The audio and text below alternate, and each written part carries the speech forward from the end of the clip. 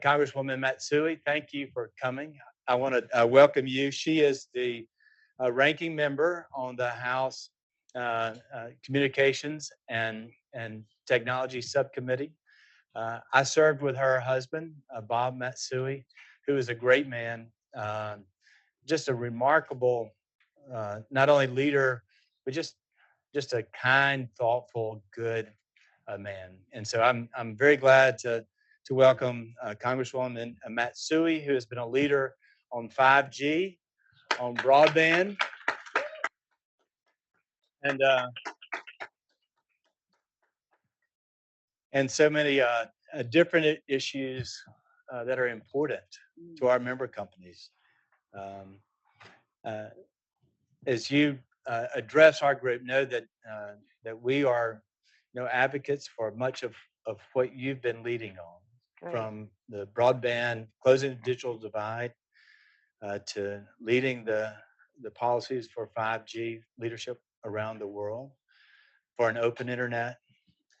Share with us a little bit of your priorities as you start this Congress. And we'll be having Congressman Latta come and join us Good. this afternoon, who I know is a good friend, and y'all work extremely well Mhm. together. But please share with us your priorities for the upcoming session. Well, thank you very much, Chip, for inviting me, and it's really nice to see you. I remember you from way back too. I know it's hard, Yeah. you know, You it's remember the ones that you really like and ones really intelligent that you got to watch out for, right? That's good, though. That's good. And no, Chip, this is wonderful, and I really appreciate being here. And yes, the issues that we're dealing with today are the issues that impact everybody in this country and the world too.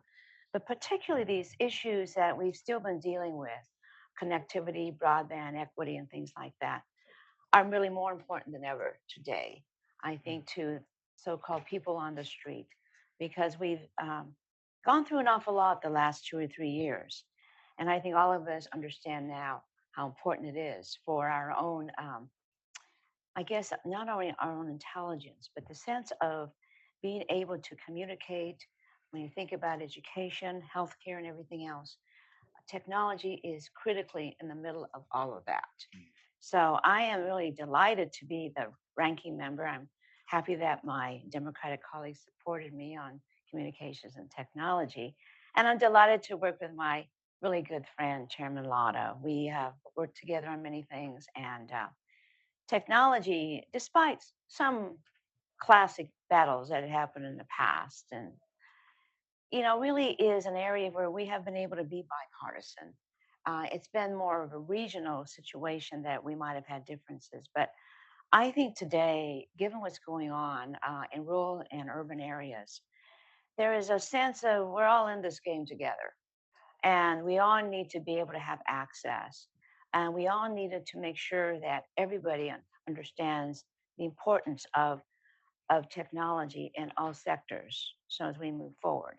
um, I really believe and I'm excited about the fact that this subcommittee um, has really jurisdiction on the most important issues facing this country, because it's the basic tenets of what we do throughout everything that we do. And I intend to use this jurisdiction really to promote um, American innovation and equity in technology. I think that's really critical for all of us. And so, to me, whatever it is that we deal with, and some of it, like most people talk about, they say, how can you talk about all these things? And we're just talking about devices and things like that. I said, no, but underlying that, we need several um, basic elements. And so, anything from the FCC auction authority to um, implementing, the bipartisan infrastructure act is something that all of us are engaged in, and we want to do it right. And that's really sort of the sense of where I am right now. And there are other aspects I know we'll be talking about too. But as far as my constituents and the people I meet up with, they want to they want to have it. You know what I mean? We have had We've been talking about broadband for everybody for years. Now we actually have the funding to get it out there. and we need to get it right. And that's part of what I know that we're going to be doing in our subcommittee, make sure that we get things right. You know, as we come out of the pandemic and COVID in the last 3 or 4 years, there's a lot of focus on conflict and division. Mm, But in this sector, what is remarkable is that we've had some huge bipartisan areas of agreement and consensus with the infrastructure bill and what yes. you're talking about, a historic commitment to connect every American to advanced networks. That's could be, should be, if we get it right, transformational. Hmm. You are also one of 3 or 4 key leaders of the House and the Senate that was in the room to do the CHIPS Act. And so as you and I don't know if y'all are familiar, everybody in this room, but it really was looking at supply chain issues and strategic, vital science, technology, microchip, the industries that if we don't have a US base, then we could be not only at an economic disadvantage, but a national security disadvantage and vulnerability. Tell us a little bit about your role in that and what you see as important as the implementation of that is also coming. You're absolutely right about what we have here with the CHIPS Act. Michael McCall in Texas, Republican, and I, 2.5 years ago, decided that we really needed to do something about semiconductors. And that was even before all the talk about supply chains and everything else. And we really felt we needed to ensure that the semiconductor production, which we used to have the leadership in way back in the 90s when we had probably almost 40% of it, has been reduced to like 10% today, which is nothing. And so we really felt that we really needed to get ahead of the game and try to make sure that we start laying the groundwork for this bill.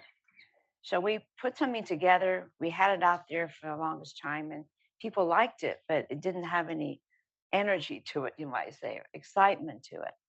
And then we had the pandemic happen, and all of a sudden the supply chain matters, supply chains across the board. And so when you think about semiconductors, they're the building block of not only our economy, but the way we live. And, to have a successful economy, we really need to have a secure supply chain. Semiconductors, the most advanced ones, are really developed and they're produced in the island nation of Taiwan. And so, therefore, to be able, when you think about it, for security reasons and other reasons, to be dependent upon a country that's far away regarding supply chains and everything else, we really needed to bring it home. Our manufacturing has to be brought home. So we need to make advanced, secure semiconductors at home. And that's where the CHIPS Act came along. And it became so popular, though, um, amongst my, fellow colleagues in both the House and the Senate, that for a while it became a Christmas tree. But understanding that we all knew that this needed to pass, it was bipartisan support. And how often do you get something like that where people can agree on the importance of it? There's also the national security aspect of that too. Semiconductors, the most precise ones, the most advanced ones, are in our security systems. And we certainly don't want to allow others to get control of that.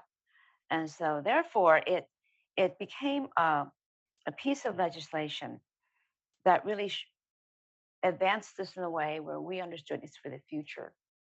And the other part of it is also to make sure that we had the workforce and making sure that we continue the innovation and research and development and make sure that we have the skilled jobs in place so the businesses understand that they have to build a skilled workforce for their own companies too, to make sure we're forward looking.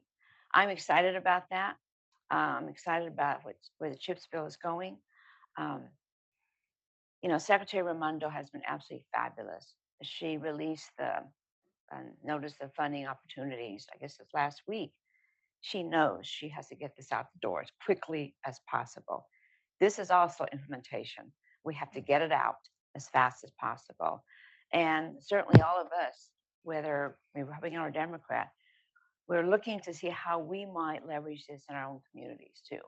It's really important because you can put together platforms, you can really put together companies that are part of the supply chain. And it takes some creative folks, but once you get it going, I think this is going to be one of those game changers that will, for the next decades or so, Yeah. we get this right. Um, we're going to be able to actually, our own destiny will be in our hands, which is something we want to do in this country. And for our member companies who are deploying the networks Hmm. and using the devices and hopefully enabling the applications of the future. The combination of the infrastructure funding with the CHIPS Act strategically give us a chance to have American leadership for the next generation. Right. And so and I just want to thank you for the leadership on both initiatives. And you've also been very forward thinking on spectrum, Oh, yeah. the other kind of critical, vital input Hmm. to our deployments. Talk to us about why you think we should have a spectrum allocation plan and what that should look like. Well, you look at spectrum and, we look at the individual aspects of it, but, you know, spectrum is so important. I really believe. But look at 5G and Wi-Fi. We have to be the ones to really make sure that we keep that leadership. And honestly, the government has to be the driving force here. I look at spectrum in the sense of looking at it in a more holistic manner. We have to make sure that this administration, for one thing, is all together on this and speaks on one voice. We don't need to have segments of it in a way that is easy to divide and to slow us down. So I've encouraged the president to make sure that there's a unified process as we move forward, and I think that's really very, very important. And as we move forward, I know that we've had certain divisions. I know that. And I also know, though, that, as we look at things like the lower 3G and 3 gigahertz, you look at that, you think, we got to get this thing together. We need to make sure this process works. And we need to make sure that the agencies who are involved are really involved and work together. That is really critical. Um, I look at some of this when you think about where trying to get the auction authority. Um, right, the House has passed it in the sense of being able to extend it to May, since it's supposed to expire in March, but in May. Um, and I think that gives us enough time, but I know there are others who don't believe there's enough time. But having been involved in AWS and having to work with DoD at that point in time, there are ways that you can really work with DoD and understand the priorities and the securities and still allow innovation to happen. And I think that can still happen too. Security is really very important. We went through this with the chips, but in order for us to succeed as a nation, we have to look at everything. And I know that we can work this out. I think the longer it takes, sometimes the harder it is because people get into the corners. I mean, listen, you were a member of Congress before, you understand that. You have your own idea and you want to make sure that everybody gets it and understands that that's what you want. But spectrum is just too important. Spectrum is too important. So for what I like to see is being able to have a runway that is predictable, that everybody can understand as we move forward. This auction authority is really critical. We all know that. And we got to get it done. Get it right, but get it done. later today we'll have Scott Harris from NTIA who is working on the administration's spectrum plan, Right. and we hope to get further insights from him on what he's trying to do to have a better coordination among Hmm. all of our federal agencies on spectrum policy. How do you create a spectrum pipeline? Yes. How do we maintain 5G leadership? How do we get as much mid-band Yes. into the market as possible? And you've been, and your staff, Flynn, y'all have been very helpful in communicating with the FCC on something very important to a lot of our member companies in a coalition that is over 30 different entities, associations, public interest, consumer groups on 12 gigahertz. Yes. And so we're one, we want to thank you for your help in asking the questions and asking for the FCC to get it right, to get the science and the engineering right. But that is, in combination, there's about 1,000 megahertz between 12.2 and 13.2 Hmm. that could really be vitally important to our nation's spectrum supply Right. and the ability to have fixed wireless, shared use, possible 5G additions and competition. So uh, I want to ask you a question, but I just want to thank you for your help, your interest, and your prodding of the FCC to get it right and to move as quickly as possible. Well, you understand that you remember when you ask a question, they do take notice, right? Yes. Yeah. And the 12 gigahertz, I think, is really it's it's been the popular item now because of all the satellite interest. So whatever it takes, the way I look at it, right? And I just really feel we can't leave any spectrum alone. We've got to look at it.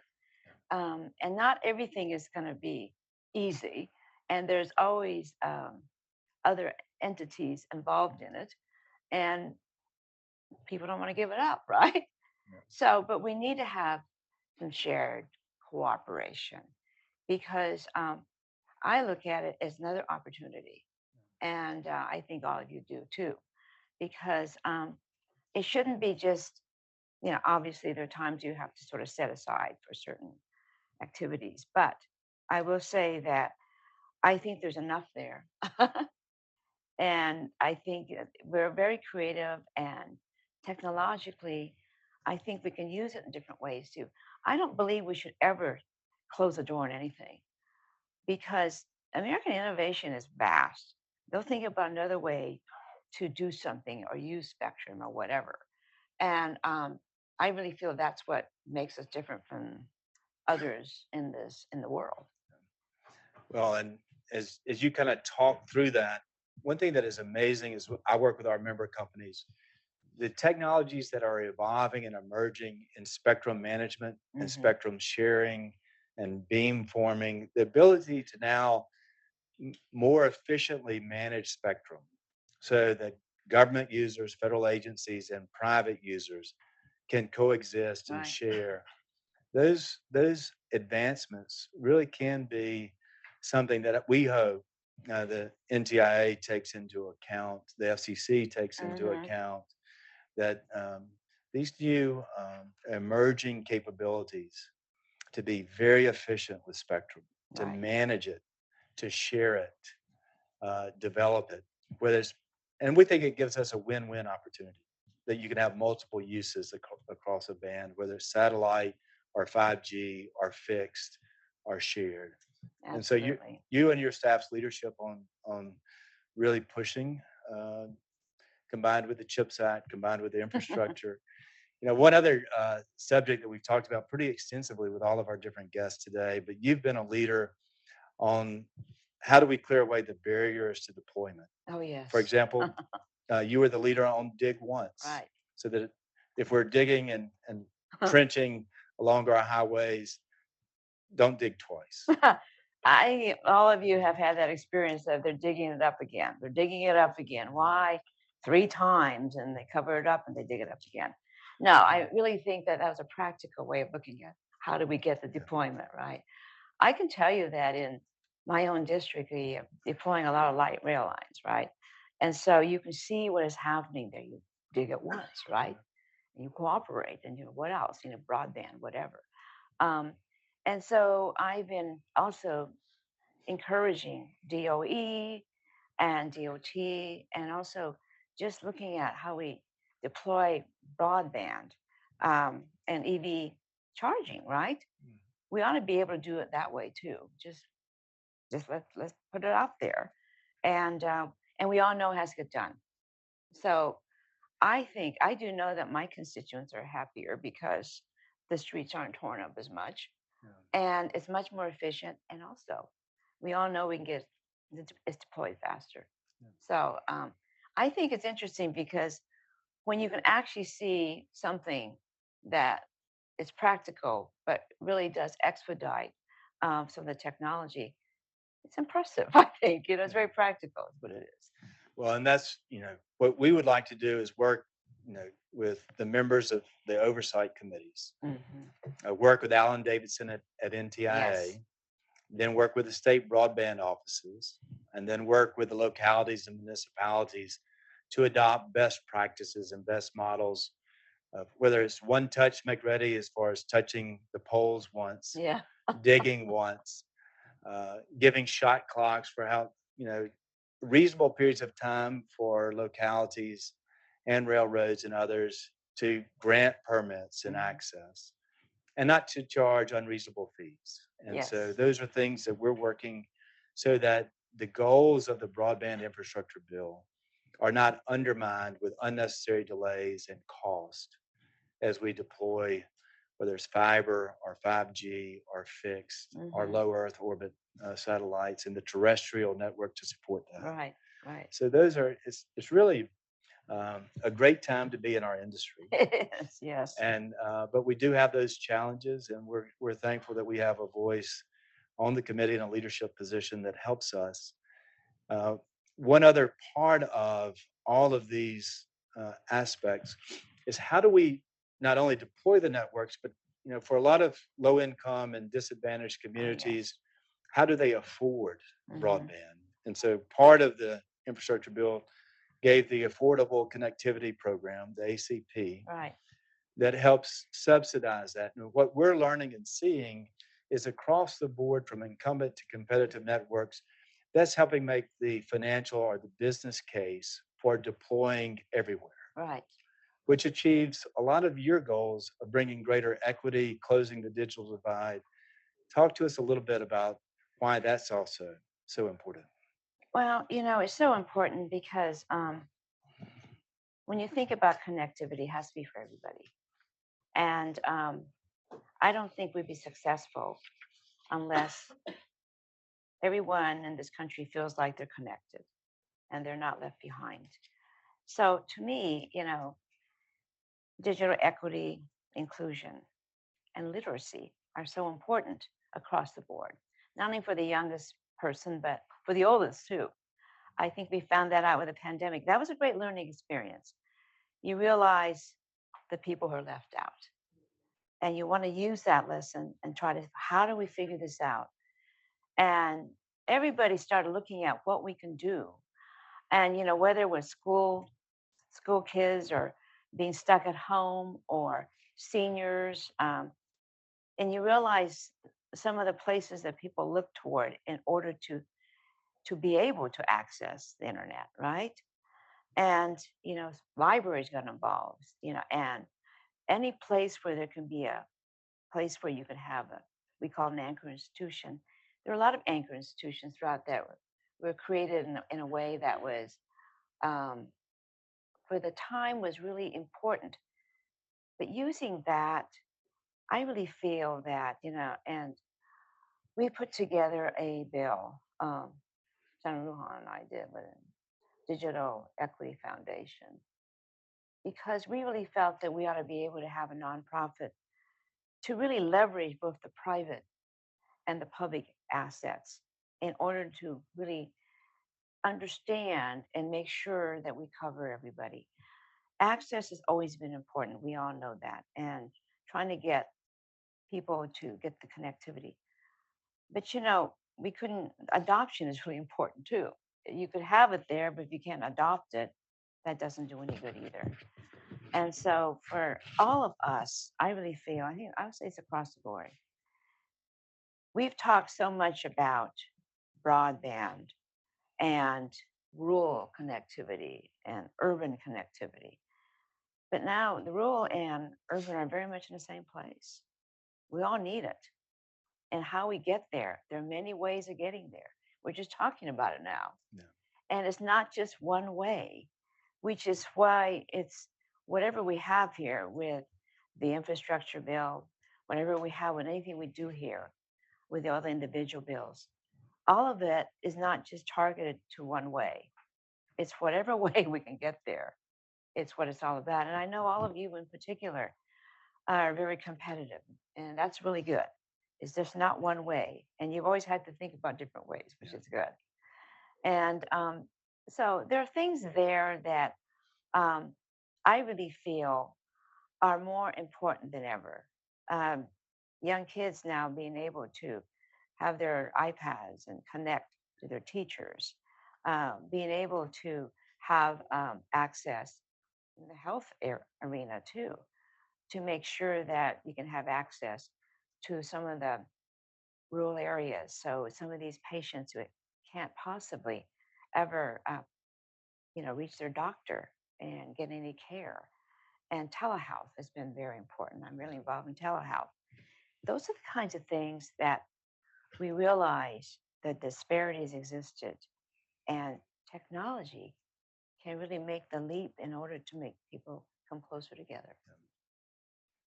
Just as I listened to you, um, I started in Washington 1989, and then on the Hill in 1991. And during that period of time, we really set the foundation of kind of the modern broadband infrastructure, telecommunications, internet ecosystem. I kind of feel like we're in the next era of really the transformational period of policy making that gives us both the funding to connect every American, the CHIPS bill that allows us both on semiconductors, but on the security and on the device and on the technology leadership, combined with the critical inputs spectrum, that you're really kind of laying the foundation for the next 40 years of what I hope is American leadership. And that does it in a way that connects every American to give everyone the opportunity and the equality that we all strive for. So I'm very grateful for your work. In Compass, we are an all of the above association. We have satellite, we have fixed wireless, we have fiber, we have national companies, we have regional companies, we have local companies, we have urban companies, we have rural companies. And so we want to be a resource for you as you do the very important work from your position. You have a great staff and a great team, and we really look forward to working through this session to make sure that we implement these key acts and get it right. And then we look forward on the spectrum pipeline to fill it up and to do it right. So, well, I want to thank you very much because it's going to take all of us. And I'm looking forward to working together with all of you because it's, to me, technology, a lot of people just think it's technology, but it isn't. It really isn't at all. It connects all of us here as human beings to do what we need to do, whether it's business, whether it's going to the doctor, whether it's education, social activities. Without it, you think about it. I mean, you talked about the 90s. I mean, that seems like ancient times now. yeah. Barely had email, right? I feel a little anxious. I do too. I mean, I feel like I remember when we did the first emails, and I remember when we had, all those little devices, and you think, wow, we did that? But you're right. What we're doing today is for the next 40, 50 years. We get it right, we're going to be good. Yeah. And I think that's our challenge. And I think all of our challenges here. And I look forward to working with you all in order to make sure that we meet those challenges. Well, in the midst of a lot of division, I'm glad that you're connecting. And so, Thank you. thank you all and thank you for this conversation. And we look forward to what's ahead. Absolutely. Thank Thanks you. a lot, Chip.